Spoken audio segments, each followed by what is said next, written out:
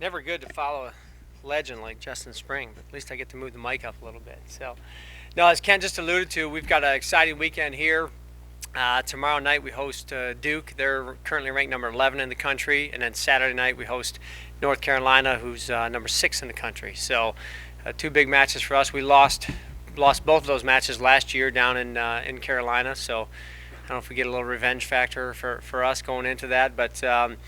We've had a good start to the season so far. We, a little bit of a suicide mission. We opened up our year. Our first dual match of the year was in Waco at Baylor, and Baylor at the time was ranked sixth, and they're certainly one of the teams that's been talked about as a national championship contender. And I don't think the match was that high level quality, but it was two teams kind of slipping on ice a little bit, figuring out their way in a dual match. We were able to squeaked that one out 4-3, and then came home and won a doubleheader last weekend. So we're 3-0 going into the weekend, and for us, how our season plays out is there's a couple different stepping points along the way, and one of the first big ones is the ITA Championships in Chicago, which we are the host school this year. So that's February 13th to the 16th at Midtown Tennis Club, and a lot of these matches that we play from the beginning of the season up until that point is jockeying for seeding positions at that tournament. So if we were able to this is a lot of speculation, which coaches don't like to do, but if we're able to win these matches this weekend and win out up through, then we actually play at Notre Dame, who's I think 13 or 14 in the country right now on Monday.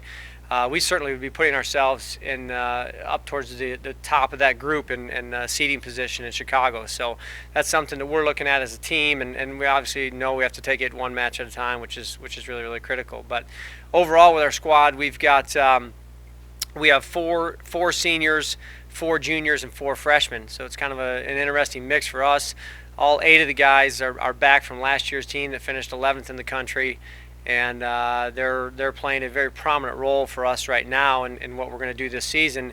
Then the interesting thing is with the 4 freshmen, we weren't sure how they were going to fit in or what they were going to do, and it's been a really strong contribution from them so far, particularly Alex Vukic, who's a freshman from Australia, and then Aaron Hiltzik, who's the younger brother of junior All-American Jared Hiltzik on our team. They both had strong contributions. And then we've got another one, Toshiki Matsuya, who's a freshman from Seattle, and he's kind of nipping at everybody's heels to get in that lineup and make a big difference for us. So it's an interesting group that, although we have all this veteran leadership back, the freshmen have really kind of been a pushing point for us and moving the bar forward this year.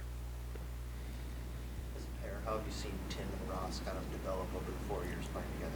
Yeah, if you ever heard me ask about Tim Kopinski and Ross Guillon and how they developed, it's an interesting team from a chemistry standpoint. I think they had it on day one when they set foot on campus here together, roommates.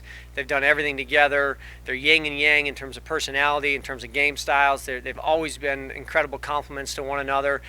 So that was something I recognized when Ross weighed about 125 pounds and TK about 130 pounds. I just thought they had a great chemistry together. We put them together as freshmen. They held their own in the Big Ten as freshmen, and then every year they've just gotten better. And to be honest, a big part of that has really just been, they're just getting bigger, stronger, more confidence, more refined, improving small aspects of their skill sets. But I think the day we put them together, they had that chemistry, they had that it factor, if you will, that makes a great doubles team. That's why they were able to take the pro title this fall. I know it's a couple months down the road, but Illinois is hosting a Big Ten tournament this year, so that's another It's interesting with how it all kind of came together this year. The odd years for us are usually a little bit stronger home schedule. So we've got the Duke, North Carolina, Kentucky, and Ohio State all coming here this year, which are all big matches for us. Then we host the indoor championships in Chicago, which is big, and then in April, kind of the trifecta, we host a Big Ten championship, the Big Ten tournament championship. So we know it's potentially a special year for us, and coaches have to get the guys ready and make sure it is. Those early contributions you've gotten from Aaron, do you think it's helped that his brother's on the team? Absolutely. I think Aaron is he's a very confident young man, but as any young guy comes into a new environment, and he's got that mentorship, both from all of our team. I think there's a lot of guys on our team that have played an older brother role to Aaron, but that is truly a sibling aspect there where they've been through a lot together. It's been a huge help to him. Lauren, you always ask me the good questions, you know? That's what Duke and North Carolina want to know as well. So we haven't. It's one of those things that this year at Baylor, the day before, I told the team who was playing. That's actually very rare for us. Usually we tell them kind of right before game time. I expect everybody to be able to prepare for the match.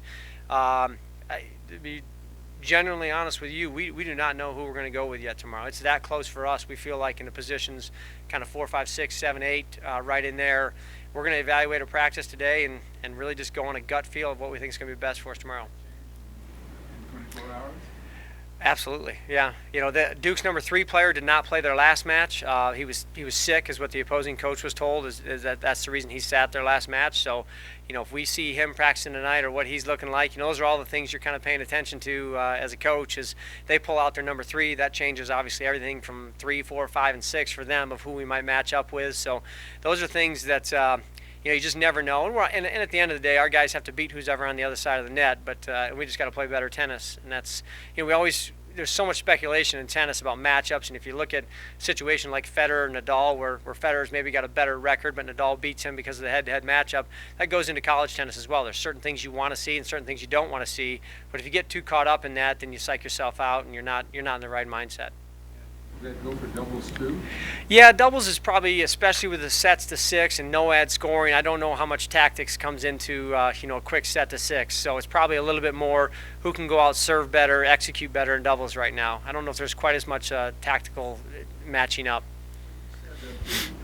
The decision, if it's 6-all, it's a 7-point type ending. Does that mean you have to get 7? Yes. Yep. Win by 2. So the tiebreaker is 1st to 7, win by 2. And it's a good question. It used to be called 12-point tiebreaker, and then they instituted a 10-point tiebreaker, which was actually longer than the 12-point tiebreaker. So now they call them 7-point tiebreaker and 10-point tiebreaker. That's what you're playing up to.